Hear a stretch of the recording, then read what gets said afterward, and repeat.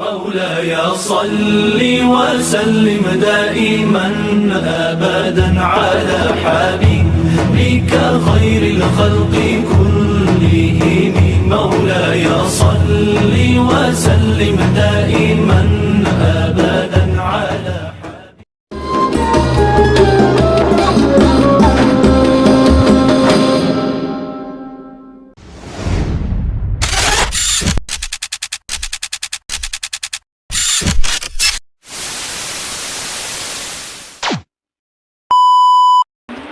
Kita masuk ke judul pertama. Definisi Al-Quran. 1. Definisi Al-Quran menurut para ahli. Menurut Ibrahim Eldib berpendapat Al-Quran adalah firman Allah Subhanahu wa Ta'ala yang diturunkan kepada Nabi Muhammad SAW dengan lapas dan maknanya, yang membacanya dijadikan sebagai ibadah. B. Menurut pendapat Sadullah, Al-Quran adalah obat yang paling mujarab untuk mengobati manusia yang tersiksa hati nuraninya, memperbaiki kerusakan akhlak dan moral manusia. 2. Definisi Al-Quran menurut istilah. Kata Al-Quran diambil dari kata qara'a ya qara'u, iqra, yang secara harfiah berarti bacaan. Sebagian ulama menyatakan bahwa kata Al-Quran adalah masdar dari makruh, artinya sesuatu yang dibaca. Maksudnya Al-Quran itu adalah bacaan yang dibaca. Jadi Al-Quran adalah bacaannya orang Islam, bukan bacaan biasa, namun bacaan yang merupakan pedoman hidup umat muslim. Kita masuk ke judul kedua. Kemampuan membaca Al-Quran pada anak usia dini. Pertama, menurut Rauf dalam Trinis Astuti, kemampuan membaca Al-Quran adalah merupakan hal yang penting dalam proses pembelajaran anak, karena hal ini adalah kemampuan dasar yang harus dimiliki oleh anak. Yang selanjutnya, kedua, Jalaluddin sebagaimana dikutip oleh Rini Astuti berpendapat bahwa kemampuan membaca Al-Quran yang baik dan benar memerlukan tahapan-tahapan tertentu. Hal ini sesuai dengan teori yang mengungkapkan bahwa kemampuan membaca Al-Quran dapat dimiliki melalui beberapa tahapan, yaitu tahap kemampuan melafalkan huruf-huruf yang dengan baik dan benar sesuai dengan makhraj dan sifatnya. Kita masuk ke judul ketiga, yaitu Tujuan pembelajaran Al-Quran pada anak usia dini. Tujuan dari pembelajaran Al-Quran pada anak usia dini sebagaimana yang dijelaskan dalam buku yang diterbitkan oleh Dirjen Bimas Islam dan Urusan Haji 1993 adalah yaitu 1. Agar murid mampu membaca Al-Quran dengan baik, benar, dan tepat makhraj hurufnya, panjang pendeknya, gunnah, dan lain sebagainya. 2.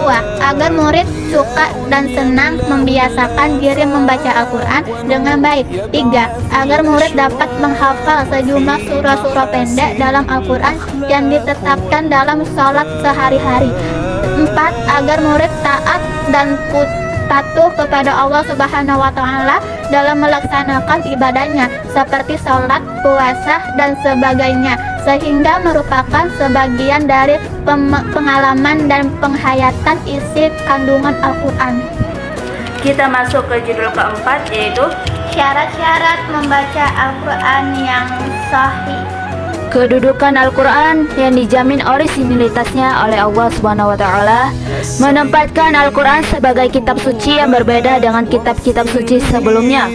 Oleh karena itu, bacaan Al-Quran dikatakan sahih apabila memenuhi syarat-syarat sebagai berikut. Yang pertama, bacaan itu sesuai dengan salah satu mushaf Utsmani, jangan bertentangan dengannya. Yang kedua, diterima dan sampai kepada kita secara mutawatir. Yang ketiga atau yang terakhir, sesuai dengan bahasa Arab, artinya jangan bacaan itu bertentangan dengan kaidah bahasa Arab. kita masuk ke judul kelima, yaitu Indikator kemampuan baca tulis Al-Quran pada anak usia dini. Indikator kemampuan membaca Al-Quran pada anak usia dini meliputi kemampuan sebagai berikut. Pertama, pengenalan huruf hijaiyah. Kedua, cara membunyikan masing-masing huruf hijaiyah dan sifat-sifat huruf tersebut. Ketiga, bentuk dan fungsi tanda baca seperti syakkal, syadda, tanda panjang atau mat, tanwin, dan sebagainya. Keempat, bentuk dan fungsi tanda baca waqaf. Kelima, cara membaca, melakukan dengan bermacam-macam irama dan bermacam-macam qiraat yang dimuat dalam ilmu qiraat dan ilmu nagom. Keenam, adab tilawah yang berisi tata cara dan etika membaca Al-Quran sesuai dengan fungsi bacaan itu sebagai ibadah.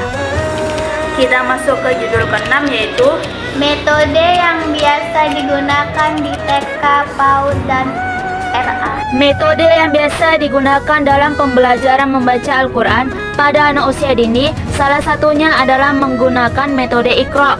Metode Iqra adalah suatu metode membaca Al-Quran yang menekankan langsung pada latihan membaca.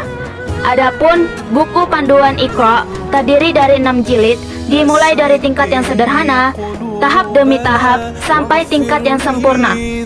Kitab Iqra dari 6 jilid tersebut ditambah 1 jilid lagi yang berisi doa-doa.